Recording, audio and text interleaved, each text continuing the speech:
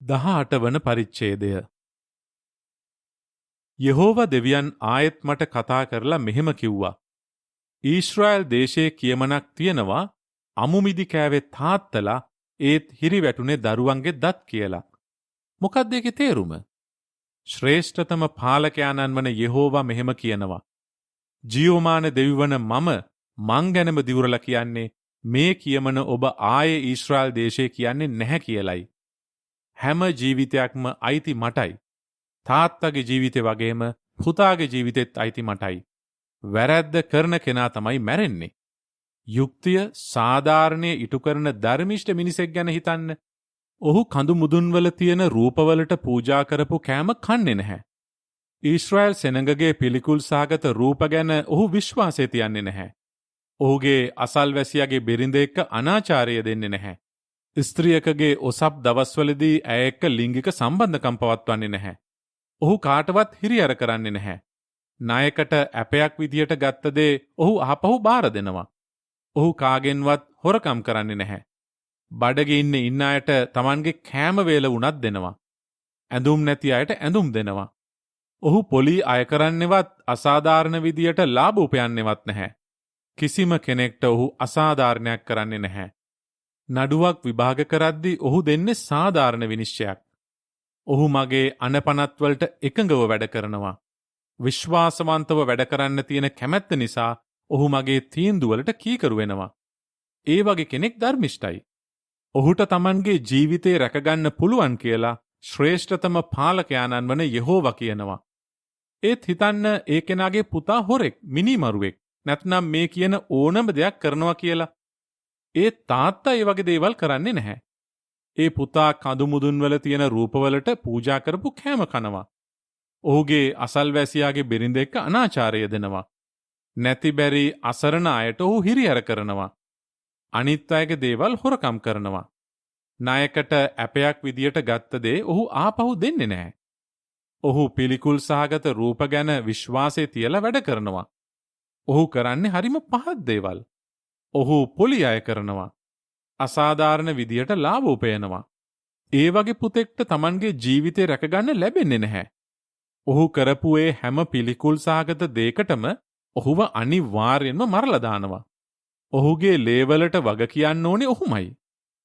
ඒ තාත්තා කරපු හැම වරදක්ම දැකලා ඒ වැරදි වලින් ඈත් වෙලා ඉන්න පුතෙක් ගැන හිතන්න.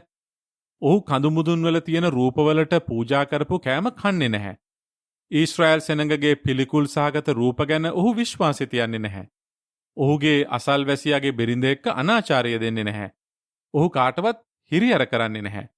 ණයකට ඇපයක් විදියට ගත්ත දේ ඔහු ආපහු බාර දෙනවා. ඔහු කාගෙන්වත් හොරකම් කරන්නේ නැහැ.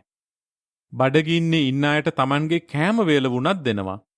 ඇඳුම් නැති අයට ඇඳුම් දෙනවා. ඔහු දුප්පත් අයට හිරිහැර කරන්නේ නැහැ. ඔහු පොලි අය කරන්නේවත් අසාධාරණ විදියට ලාභ උපයන්නේවත් නැහැ. ඔහු මගේ තීන්දුවලට කීකරු වෙනවා. මගේ අනපනත්වලට එකඟව වැඩ කරනවා. ඒ වගේ කෙනෙක් ඔහුගේ තාත්තා කරපු වැරදි නිසා මැරෙන්නේ නැහැ. ඔහුට Tamanගේ ජීවිතේ රැකගන්න පුළුවන් වෙනවා. ඒත් ඔහුගේ තාත්තා Tamanගේ සහෝදරයාගෙන් හොරකම් කළා. අනිත් අයට වංචා කළා. ඔහුගේම ජාතිය ඉස්සරහා වැරදි වැඩ කළා. ඔහු කරපු වැරදි වලට ඔහුට ඔහුගේ ජීවිතයෙන් වන්දි ගෙවන්න වෙනවා. ඒත් ඔබ අහයි තාත්තා කරපු වරදට පුතාට දඬුවම් දෙන්නේ නැත්තේ ඇයි කියලා. පුතා යුක්තිය සාධාරණ ඉටු කරලා මගේ අනපනත් හැම එකකටම කීකරු වුණා. ඒවට එකඟව වැඩ කළා. ඒ නිසා ඔහුට Tamanගේ ජීවිතේ රැකගන්න පුළුවන් වෙනවා. වැරදි කරන කෙනා තමයි මැරෙන්නේ. තාත්තා කරපු වැරදි වලට ප්‍රතිඵල විඳින්න පුතාටවත්, පුතා කරපු වැරදි වලට ප්‍රතිඵල විඳින්න තාත්තටවත් වෙන්නේ නැහැ. කෙනෙක් කරන ධර්මිෂ්ඨ දේවල් වලට යහපත් ප්‍රතිඵල ලැබෙන්නේ ධර්මිෂ්ඨව වැඩ කරන ඒ කෙනාටමයි.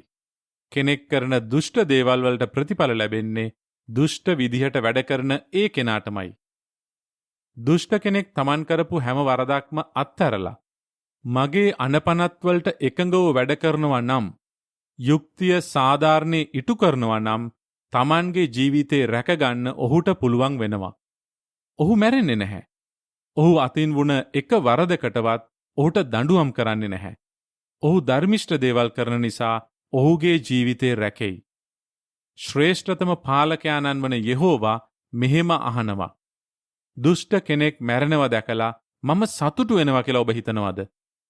ඔහු Tamanගේ වැරදි අතහැරලා දිගටම ජීවත් වෙනවා දකින්න මම කැමති නැද්ද? ඒ ධර්මිෂ්ඨ කෙනෙක් හරි දේ කරන එක අතහැරලා දාලා වැරදි දේ කරනවා නම්, දුෂ්ට මිනිස්සු කරන හැම පහත් දෙයක්ම කරනවා නම් ඔහුට Tamanගේ ජීවිතේ රැකගන්න පුළුවන් වෙයිද? ඔහු කරපු කිසිම ධර්මිෂ්ඨ දෙයක් මතක් කරන්නේ නැහැ. ඔහු අවිශ්වාසවන්තව වැඩ කරලා වැරදි දේ කරපු නිසා ඔහු මැරෙනවා. ඒත් ඔබ කියයි යෙහෝවා වැඩ කරන විදිය සාධාරණ නැහැ කියලා. අනේ ඊශ්‍රායල් සෙනගෙනි, මම කියන දේ අහන්න. මම වැඩ කරන විදියද අසාධාරණ? අසාධාරණ විදියට වැඩ කරන්නේ ඔබ නෙමෙයිද?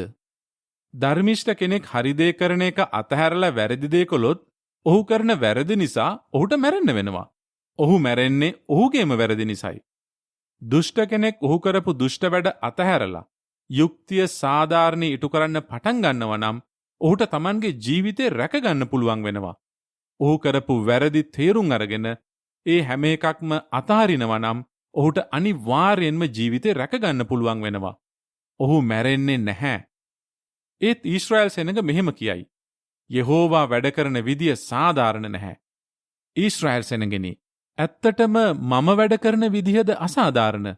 අසාධාරණ විදියට වැඩ කරන්නේ ඔබ නෙමෙයිද? ශ්‍රේෂ්ඨතම පාලකයාණන් වන යෙහෝවා කියන්නේ මේකයි. ඊශ්‍රායල් සෙනගෙනි, ඔබව විනිශ්චය කරන්නේ ඔබ එක් එක්කෙනා වැඩ කරපු විදිහට අනුවයි. ඉතින් ඔබේ වැරදි වලින් අයින් වෙන්න. ඔබ කරපු හැම වරදකින්ම සම්පූර්ණයෙන්ම ඈත් වෙන්න.